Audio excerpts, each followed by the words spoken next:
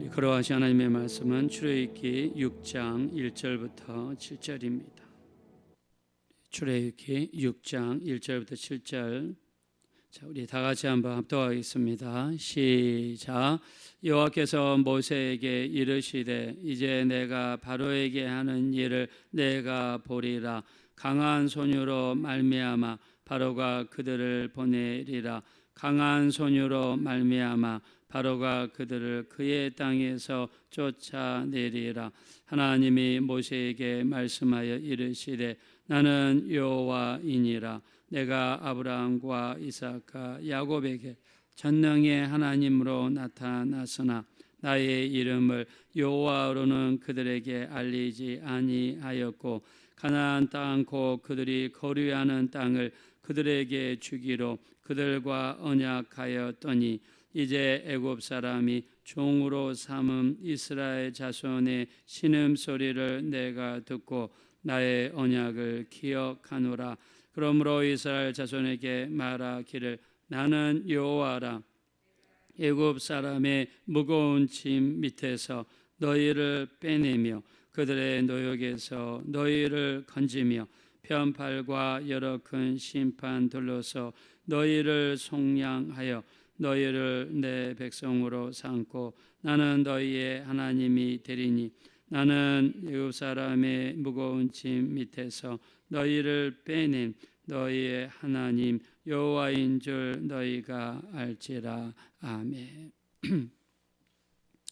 네, 출애굽기 6장에서는 출애굽을 통해서 드러내시고자 하는 하나님의 속성, 하나님이 어떤 분이신가를 모세에게 계시하시는 장면입니다. 자, 하나님께서 하시는 일을 통해서 첫 번째, 하나님께서는 그분의 영광을 드러내시기 원합니다. 두 번째, 하나님이 어떤 하나님이신가를 우리에게 계시하여 주십니다. 자, 그렇다면 모세를 보내시고 아론을 보내셔서 지금 이스라엘 백성들을 애굽에서 끄집어내시잖아요. 자, 이 사건을 통해서 하나님께서는 아주 중요한 자신의 어떤 속성, 하나님의 성품, 또 이런 것들을 드러내시고 있습니다. 자, 우리가 오늘 좀 이해하기 약간 어려운 말씀을 하시는데요. 자, 먼저 한번 말씀을 보겠습니다. 우리 2절입니다. 다 같이 읽겠습니다. 시작. 하나님이 모세에게 말씀하여 이르시되 나는 여호와이니라. 아멘. 자, 하나님께서 모세에게 나는 여호와다라고 자신의 이름을 말씀하시더니 3절에 이런 말씀하십니다. 다 같이 읽겠습니다. 시작. 내가 아브라함과 이삭과 야곱에게 전능의 하나님으로 나타났으나 나의 이름을 여호와로는 그들에게 알리지 아니하였고. 아멘. 자, 하나님께서 말씀하십니다. 아브라함과 이삭과 야곱에게 전능의 하나님으로 나타났다. 전능하신 하나님, 못하시는 것이 없고 모든 것이 가능하시고 이런 전능의 하나님으로 나타났으나 나의 이름을 여호와로는 그들에게 알리지 아니하였다. 자, 하나님의 이름을 여호와로는 알리지 아니하였다 그랬습니다. 자, 그러면 우리가 창세기부터 보면 하나님을 계속해서 여호와 하나님, 여호와 하나님, 제가 창세기에서만 찾아보니까 35번이나 여호와 하나님, 여호와 하나님, 여호와 하나님이 나옵니다. 자, 그러면 아브라함 때는 여호와 이름을 사용하지 않았나요? 아닙니다. 우리가 노아 때부터, 자, 노아가요 홍수가 끝난 다음에 하나님께 제단을 쌓고 우리 창세기 9장 26절에 보면 하나님을 여호와 하나님이라고 불렀습니다. 자, 근데 하나님께서는 여호와로는 그들에게 알리지 않았다 이렇게 말씀하십니다.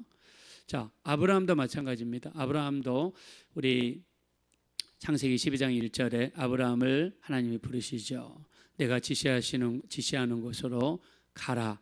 네 아비의 집을 떠나 내가 지시하는 곳으로 가라.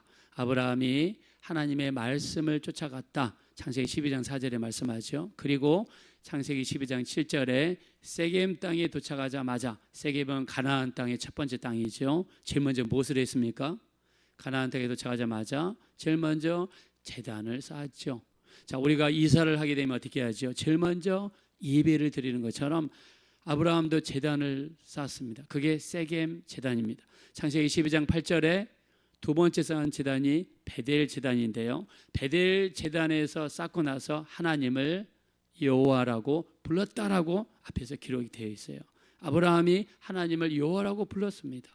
자, 이삭은 어떻습니까? 이삭은 우리 창세기 26장 창세기 26장 25절에 보니까 이삭이 브엘세바에 이르러서 제단을 쌓고 거기서 하나님의 이름을 여호와라고 이삭이 불렀습니다. 야곱은 어떻습니까? 야곱도 창세기 28장 16절에 보니까 형 에사가 죽이려고 합니다. 팥죽 한 그릇에 장자권을 뺏었거든요. 그래서 어머니 리브가가 보니까 에서의 눈에 살기가 있다란 말입니다. 그래서 야곱을 몰래 친정으로 빼돌립니다.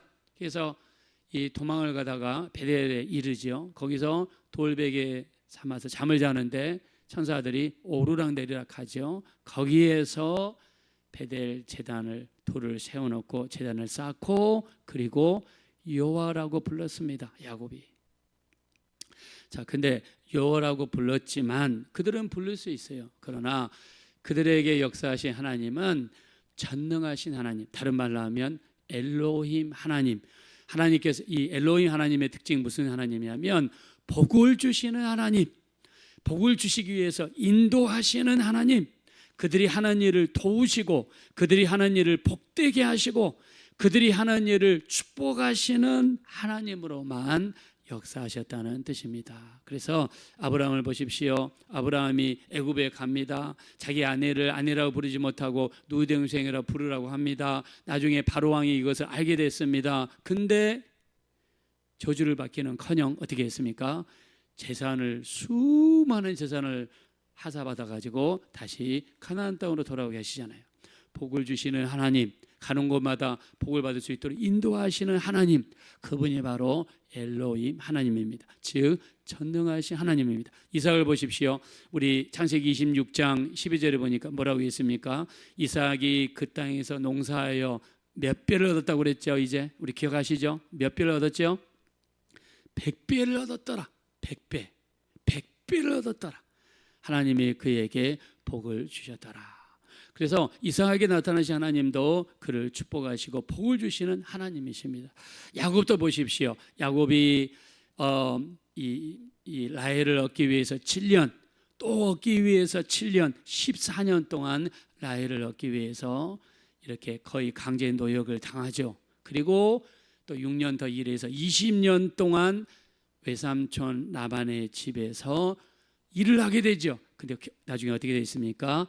야곱이 가지고 있는 양떼가 외삼촌의 양떼보다 더 많아지는 기현상이 발생했습니다. 이 야곱에게 역사하신 하나님도 복을 주시는 하나님, 잘되게 하시는 하나님, 엘로힘 하나님, 전능하시는 하나님으로 그들에게 역사하셨던 것입니다. 여기서 여러분에게 축복하겠습니다. 여러분의 삶 가운데서도 엘로힘 하나님, 전능케 하시는 하나님, 여러분을 잘되게 하시고 복을 주시고 형통케 하시는 하나님의 역사가 나타나게 되시기를 예수 이름으로 축원합니다. 자, 우리 하나님은 이런 하나님이세요. 자, 근데 이 출애굽을 통해서 애굽에서 바로 이 10가지의 재앙을 내리셔서 그들을 끄집어내셨는데 여기서는 하나님께서 여호와 하나님이라고 말씀하십니다. 그러면서 모세에게 말씀하시죠. 나는 여호와라.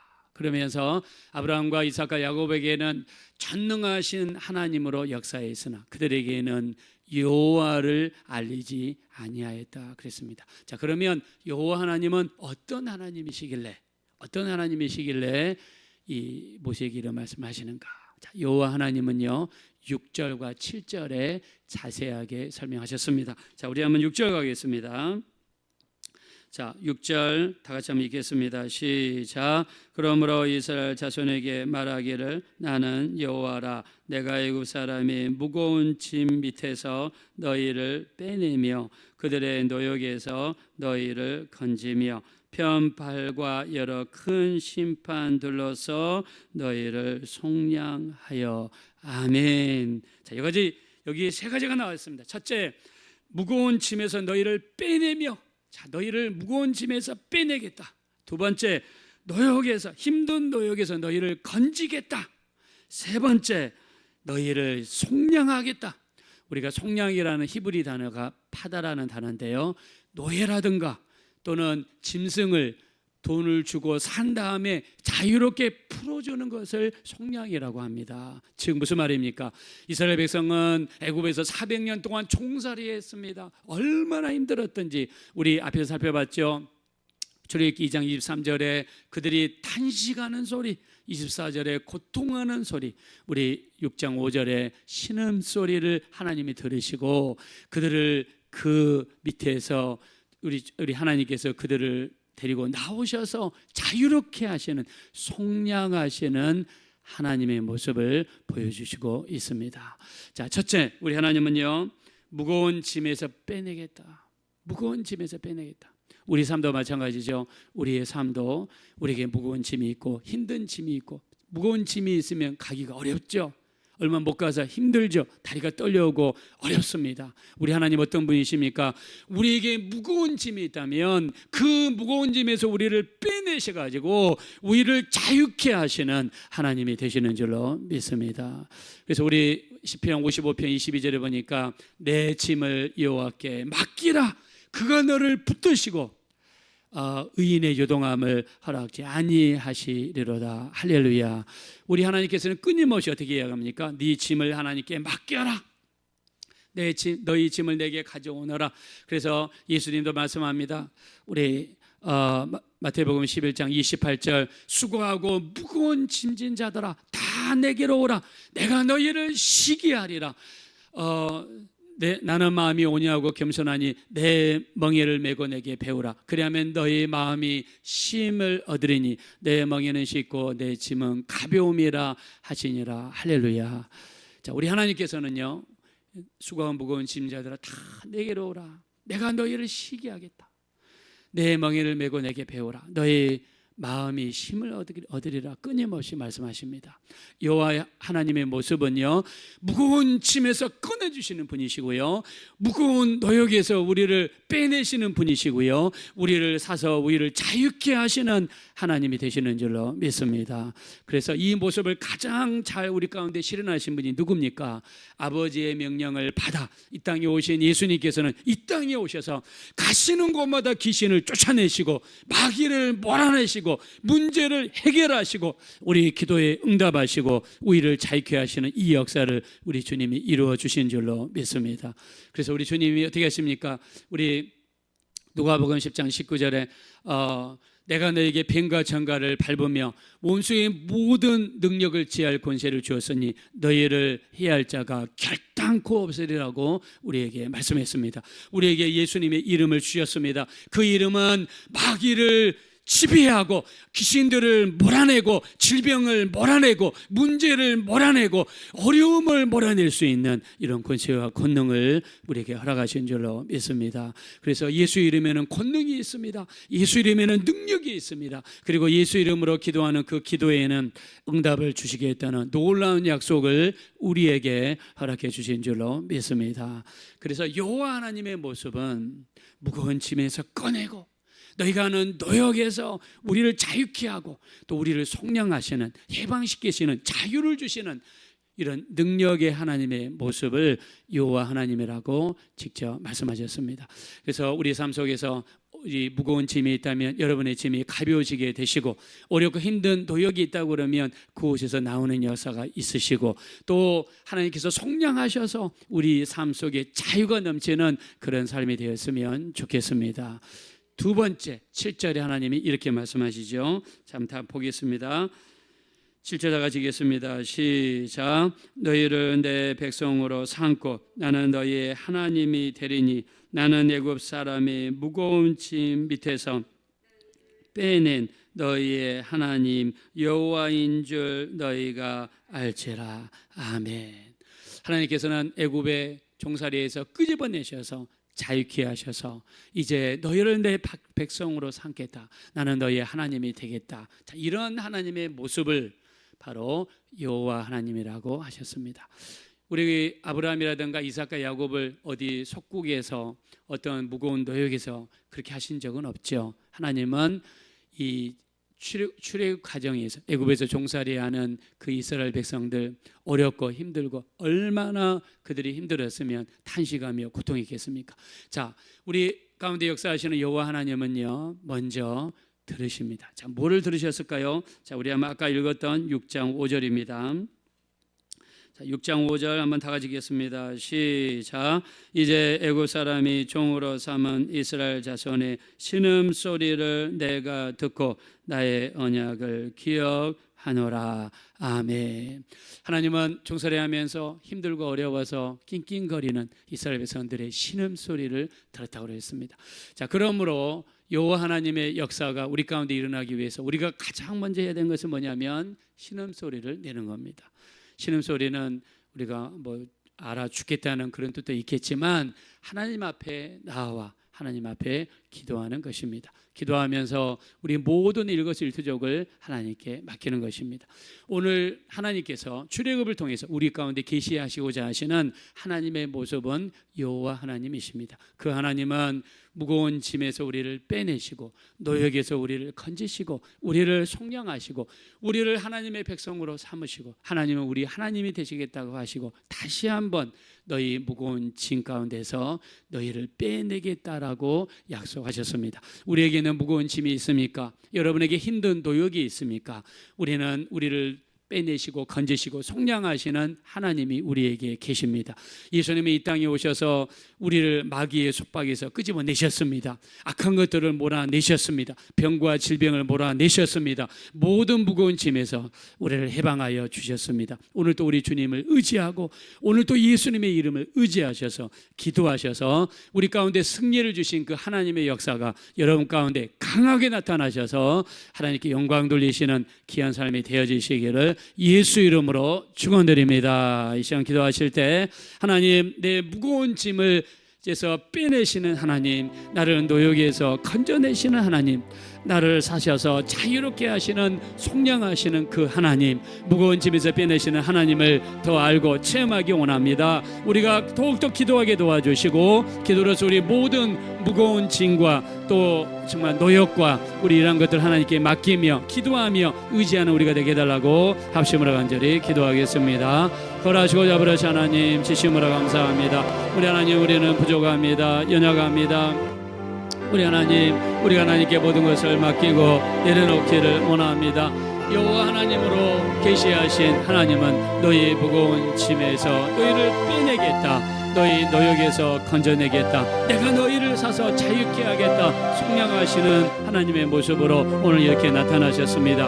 우리 하나님은 우리의 무거운 짐에서 빼내시는 하나님이십니다. 우리를 노역에서 건지시는 하나님이십니다. 우리를 속량하셔서 우리를 사셔서 우리를 자유케 하시는 하나님이십니다. 이 하나님을 더욱더 의지합니다. 우리 하나님, 우리를 불쌍히 여겨주시고 우리를 긍휼히 여겨주십시오. 우리 하나님, 여호와 하나님의 역사가 우리 가운데 충만하게 나타나게 도와주십시오. 여호와 하나님의 역사가 우리 가운데 나타나게 도와주십시오. 우리 하나님, 우리를 불쌍히 여겨주세요. 우리를 긍휼히 여겨주세요. 여호와 하나님의 역사를 의지합니다. 여호와 하나님의 역사를 의지합니다. 출애굽기 6장 6절 7절에 우리 가운데서 우리의 무거운 짐에서 빼내시며 우리 노역에서 건져내시는 하나님, 속량하시는 하나님의 역사가 우리 삶 속에 충만하게 드러날 수 있도록 우리 예수님이 이 땅에 오셔서 우리 가운데 모든 어려움을 몰아내셨고 우리를 자유케 하셨고 승리를 주셨습니다. 수고하고 무거운 짐자들아 다 내게 오라고 말씀하십니다.